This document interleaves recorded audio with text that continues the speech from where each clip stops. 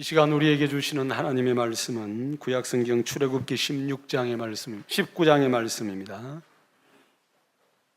출애굽기 19장 1절에서 6절까지 말씀을 같이 읽도록 하겠습니다.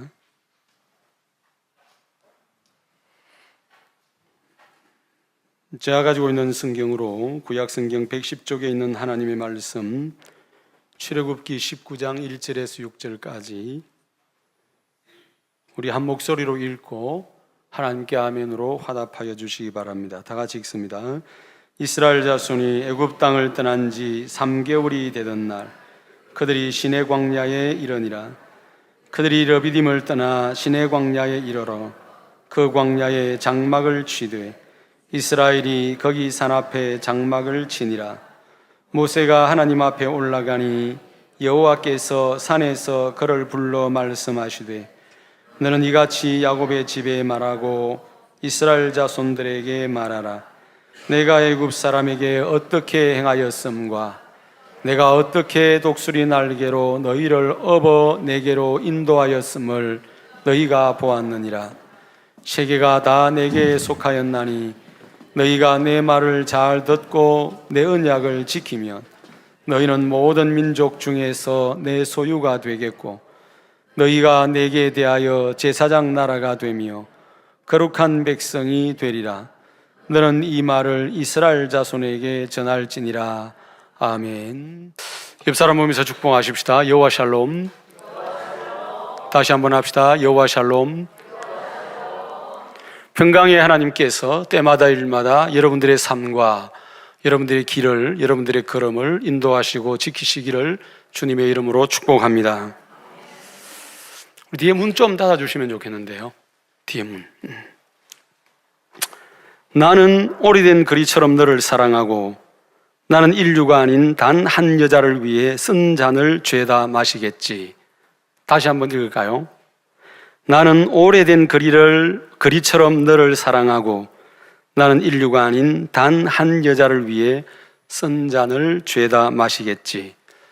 이 글은요, 시인이자 조선대학교에서 문예창작학과 교수로 재직하고 계시는 진언영이라는 님이 쓴 청혼이라고 하는 작품에 나오는 시 가운데 한 부분입니다. 나는 인류가 아닌 단 한 여자를 위해 쓴 잔을 죄다 마시겠지.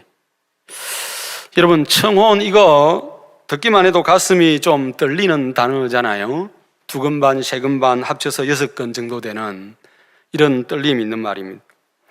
누구나 인생의 한 컷 정도는 황홀했던 순간이 있을 테니까 그 황홀했던 순간으로 한번 돌아가 보는 것도 괜찮을 것 같습니다.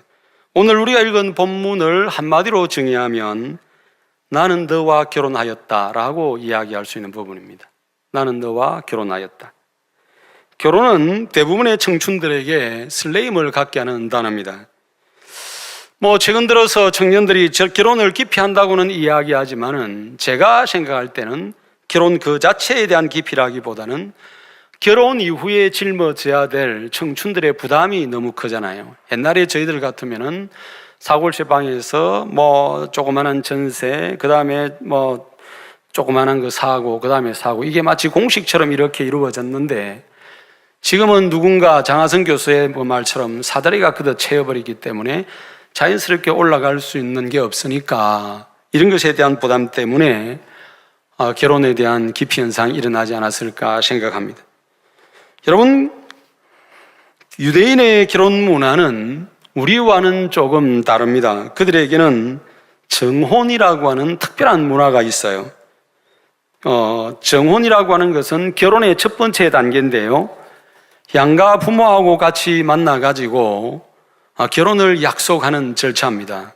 보통 신부 쪽 집에서 이루어지고 신랑과 신부는 정혼의 정표로 포도주 잔에 포도주를 떨어서 마십니다. 그것으로 인해서 나는 당신과 정혼하였습니다. 이런 관계가 되는 거죠. 어떻게 보면 우리의 약혼하고 좀 비슷하다라고 이야기할 수도 있는데 약혼하고는 좀 다릅니다. 왜냐하면 약혼이라고 하는 것은 특별한 법적인 절차 없이 파기할 수 있지만 정혼은 그렇지 않습니다. 정혼은 법적인 절차를 거쳐야 됩니다. 이 사람하고 내하고 정혼한 것을 없이 하겠습니다 라고 하려고 하면 법적인 절차를 거쳐 가야 되는 구속력을 가진 겁니다. 정혼을 마친 신랑은 아버지의 집으로 돌아가 가지고 거의 1년가량 신부와 같이 살 집을 장만합니다. 그러니까 신부는 신부 집에 있고 신랑은 신랑 집에 있으면서 같이 살 거처를 마련하는데, 이걸 가리켜서 정혼기간이다 라고 이야기합니다. 1년 전후에 정혼기간이 끝나면 결혼이 이루어지는데, 우리처럼 신랑과 신부가 서로를 배우자로 받아들이는 결혼 서약을 하게 됩니다. 그리고 난 뒤에는 웨딩 피스트라고 하는 결혼 잔치를 벌립니다. 전통적으로 이 잔치는 밤에 이루어져요. 왜냐하면 유대인들은 하루가 해 지는 시간부터 그 다음 날 해 지는 시간까지가 하루이기 때문에 시작하는 날 밤에 결혼이 이루어집니다. 결혼을 하게 되면 신랑 측에서 날을 잡아가 보내겠죠. 2025년 4월 20일 날 제가 가겠습니다. 그렇게 하면은 신랑이 올 것을 이제 준비하면서 신부가 단장을 하고 기다립니다. 그런데 이 신부가 직접 나가서 맞이하는 게 아니고요. 신랑도 자기의 가장 친한 친구들을 몇 사람 데리고 가고, 신부도 이렇게 친한 친구들을 몇 사람 보냅니다. 우리가 참 마태복음 25장에 보면은 등불을 준비한 여인의 비유가 나오잖아요. 바로 그겁니다. 신부는 안에 있고 들러리라 그러죠. 들러리가 나가서 있다가 신랑이 오면은 신랑 친구들과 함께 데리고 와서 신부 집에서 하룻밤 잔치를 하고, 그 다음 날에는 또 신랑의 집으로 가서 또 잔치를 하게 되는 겁니다. 그러니까 마태복음 25장에 나오는 등불을 준비한 이 여인은 요즘 이렇게 들러리들이고, 그게 오늘날 우리 그리스도인들이라고 이야기할 수 있습니다. 이제 1절을 보십시오. 이스라엘 백성들이 도착한 곳이 어디입니까? 시내 광야입니다. 여러분들이 잘 알고 있는 것처럼 시내산이 있는 곳이죠. 한 남자가 있었습니다. 평생 혼자 살 거라고 생각하던 이 남자의 눈에 어느 날 한 여인이 들어왔습니다. 아무리 살펴봐도 이 여인에게는 이성에게 매력을 끌 만한 뭔가가 없어요. 그런데 제 눈에 뭐라고요? 안경입니다. 다 자기 눈에 안경이 있습니다. 흔히 말하는 콩깍지죠. 이 남자는 그 여자가 아니면 절대로 안 되겠다고 생각한 거예요. 그야말로 말도 안 되는 자기만의 사랑 콩깍지가 낀 거죠. 여인의 마음을 얻기 위해서 온갖 노력을 전심으로 다 쏟아부었습니다. 마음을 담아서 선물을 주기도 하고, 근사한 카페나 레스토랑에 데리고 가서 대접을 하기도 하고, 마음을 얻기 위해서 혼신의 노력을 다해서 겨우겨우 여자의 마음을 잡았습니다. 그리고 어느 날 분위기를 잡아서 청혼을 한 거죠. 오래된 글이처럼 당신만을 사랑하고 만인의 남자가 아닌 당신만의 남자로 살고 싶습니다. 이렇게 청혼을 했습니다. 남자의 정성스러운 구애에 마음을 연 여인도 이 청혼을 받아들였습니다. 그러나 그렇다고 해서 이 사람들을 부부라고 부르진 않죠. 그렇죠? 내 니하고 결혼하고 싶다. 오케이, 우리 둘이 결혼하자. 이렇게 했다고 해서 이 사람들이 부부 관계가 형성되는 건 아닙니다. 그 이유는 아직 그들이 공식적이고 공개적으로 언약을 세우지 않았기 때문에 그렇습니다. 결혼 관계는 이 두 청춘이 정인들 앞에서 서로 언약을 세우고 부부가 된 것을 선언한 후에야 성립이 됩니다. 이 남자의 청혼을 받아들인 여자가 마침내 순백의 드레스를 입고 수많은 축하객들이자 동시에 정인이 되는 사람들 앞에서 결혼식을 치루어야 됩니다. 이것이 오늘 우리에게 읽은 출애굽기 19장입니다. 하나님께서는 여러 날 동안, 출애굽 이후에만 해도 2달 동안 이스라엘 백성들을 인도하셨습니다. 하나님께서도 신부가 될 사람인 이스라엘 백성을 결혼하는 장소로 데려오기까지 많은 수고와 노력을 기울이셨습니다. 이제 결정적으로 결혼식을 하기 직전입니다. 이스라엘 사람들의 전통적인 결혼 풍습처럼 하나님께서 신랑이니까 이스라엘을 찾아가십니다. 집에 기다리는 신부에게 신랑이 찾아가서 결혼식을 올리는 거죠. 그 장면입니다. 프로포즈를 하는 과정에서 하나님은 당신이 이스라엘 백성들에게 쏟은 정성과 노력을 상기시키고 있어요. 4절을 보십시오. 내가 애굽 사람에게 어떻게 행하였음과 내가 어떻게 독수리 날개로 너희를 업어 내게로 인도하였음을 너희가 보았느니라 라고 말씀합니다. 이스라엘 백성을 또 우리를 하나님의 신부로 삼기 위해서 하나님이 쏟으신 노력이 어떤 것이 있습니까? 무엇입니까? 하나님은 이전에 행하신 일들, 다르게 표현하면 그들이 보고 경험한 것을 한번 기억해봐라 라고 이야기합니다. 여러분, 이스라엘 백성들이 하나님의 백성이 되는 과정이 얼마나 어려웠습니까? 얼마나 복잡한 일이었습니까? 하나님께서 온 세상을 창조하는 데는 불과 6일이면 충분했습니다. 맞죠? 6일이면 충분했습니다. 만약 하나님께서 원하셨다면 단 하루만 해도 이 세상에 있는 모든 것들을 다 창조하실 수 있었을 것입니다. 그러나 지금 이 자리에 있는 하나님의 백성을 창조하기까지는 아브라함부터 그때까지 수백 년의 시간이 걸렸습니다. 이것만이 아닙니다. 하나님께서 이스라엘을 건져서 이곳으로 인도하기까지 얼마나 많은 시간과 노력을 기울였는지 보십시오. 이스라엘 백성들과 결혼식장에 들어서기까지 준비하는 과정을 한번 생각해 보시라는 말입니다. 얼마나 많은 땀을 흘렸고 얼마나 많은 이적을 베푸셨습니까? 이방 나라의 노예로 살던 그들을 찾아가셨습니다. 출애굽과 큰 민족을 만들고자 하는 하나님의 계획을 다 이야기했잖아요. 다 이야기하고 어렵게 설득하고 전능하신 힘으로 애굽에서 건져내셨습니다. 그럼에도 불구하고 걸핏하면 이스라엘 백성들은 불평하고 원망하였잖아요. 여러분, 새벽에 일찍 배가 고픈 상태에서 빵을 굽는 베이커리를 지나가 본 적이 있습니까? 그때 그 베이커리의 향기가 진짜 죽일 정도로 맛있지 않습니까? 안 그렇습니까? 이처럼 여러분, 하나님께서는 매일 아침마다 갓 구워서 빵을 공급했습니다. 만나잖아요. 매일매일 신선한 고기인 메추라기를 공급해 주셨고 한순간도 빠짐없이 천년 안반수를 이스라엘 백성들에게 공급해 주었습니다. 그렇죠? 그런데 이 사람들은 만족하지 않았어요. 믿지도 않았습니다. 하나님이 없다고 투정까지 부린 적도 있습니다. 변덕스럽기는 또 얼마나 변덕스러웠습니까? 그냥 내버려둬도 할 말이 없는 볼품없는 사람들, 종살이나 하다가 죽어야 했을 그 천하디천한 백성들, 이 사람들이 아니었습니까? 우리라고 다르겠습니까? 똑같지 않습니까?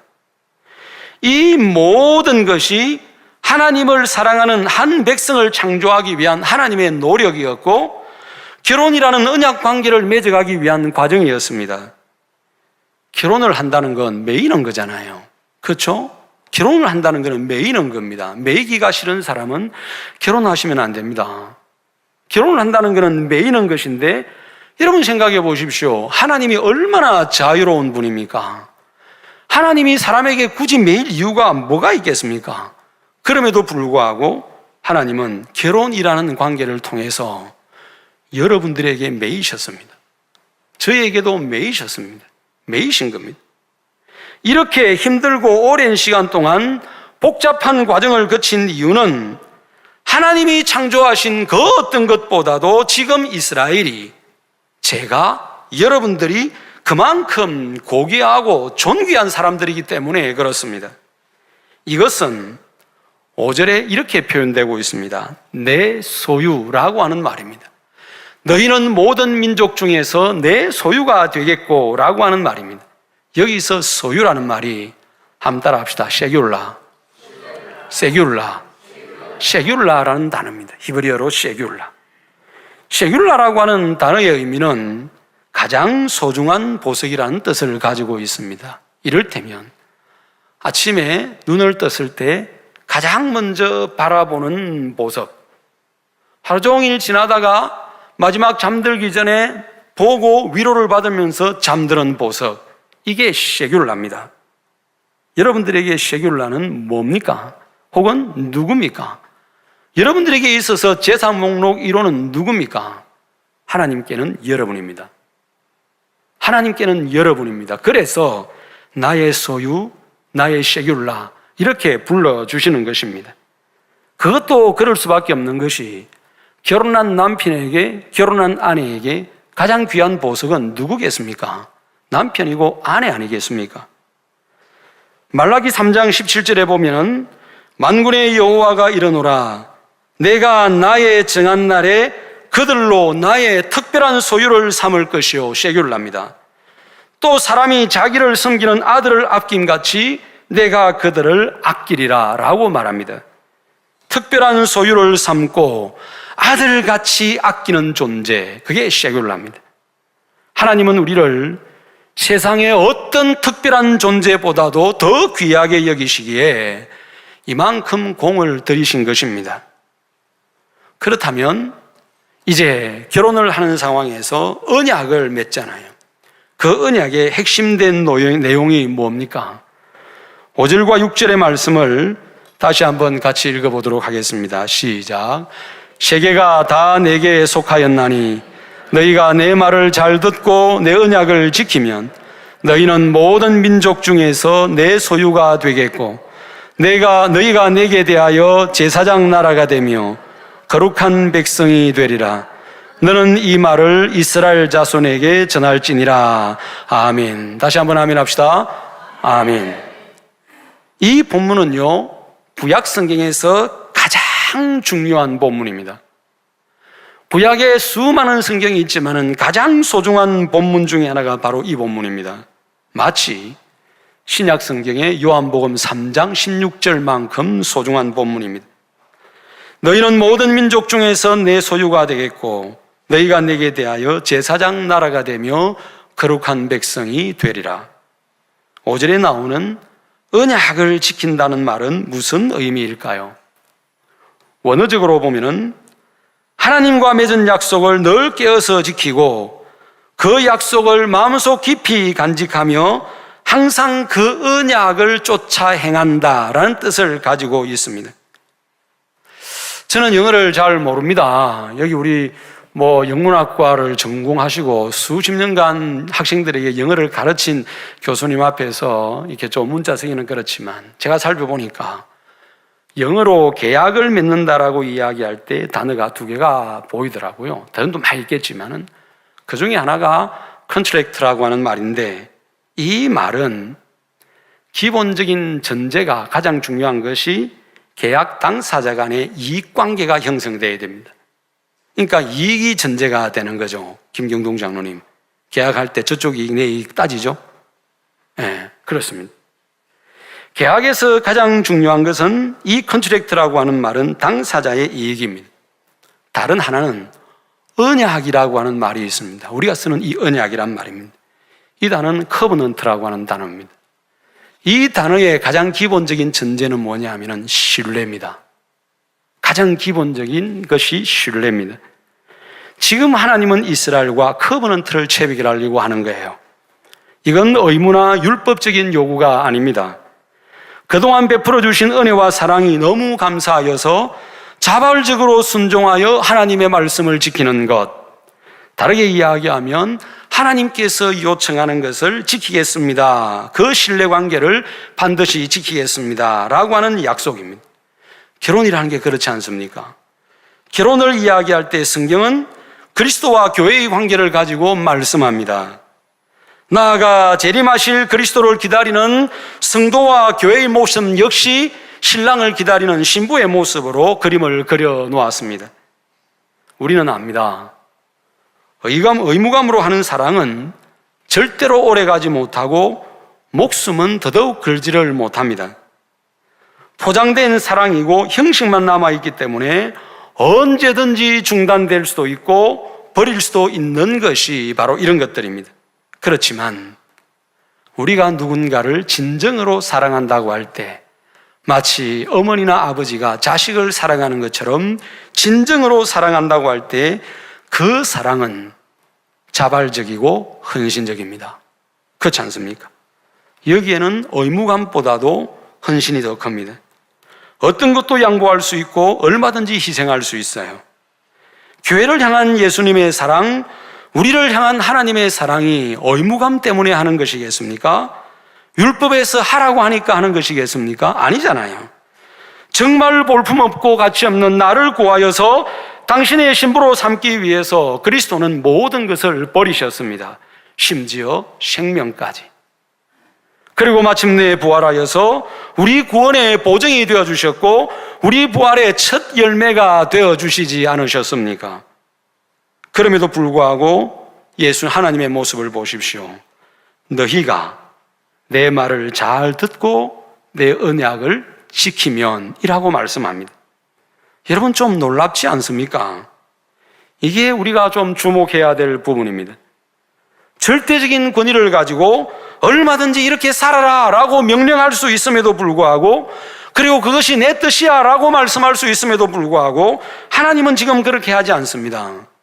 저는 지금 신학적인 의미는 잠시 뒤로 보류하고 드리는 말씀입니다. 하나님은 지금 우리에게 뭘 하고 있습니까? 동의를 구하고 있어요. 믿음은 여기에 아멘이라고 화답하는 것입니다. 그리고 신뢰하고 하는 것을 자기가 약속한 것을 지키는 것입니다.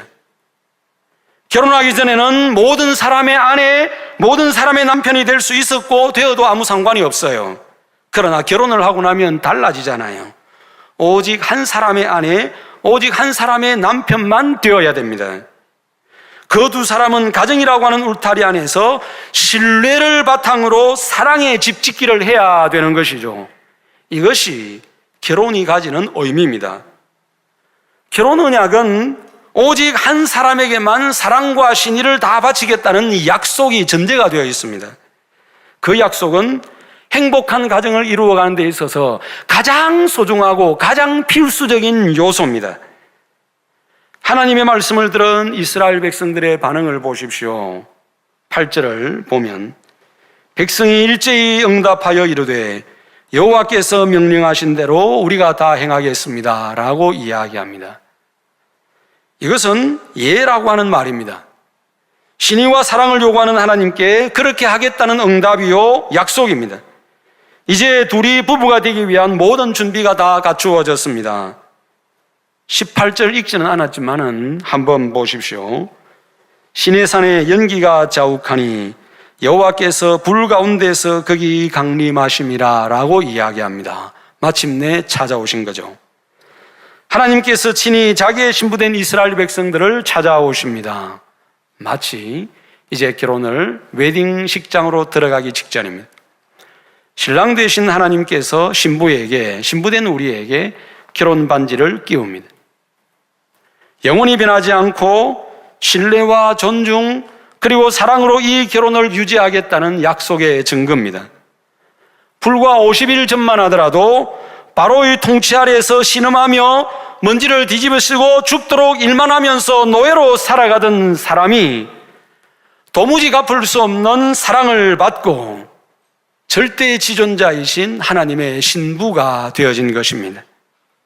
그렇다면 신부가 된 교회에게 신부가 된 저와 여러분들에게 주시는 하나님의 선물은 무엇이며 우리는 어떻게 살아야 하겠습니까? 그것은 다음 주일날 계속해서 이어나가도록 하겠습니다. 이제 저는 말씀을 정리하려고 합니다. 프랑스의 동료 작가 중에 샤를 페로라고 하는 사람이 있습니다.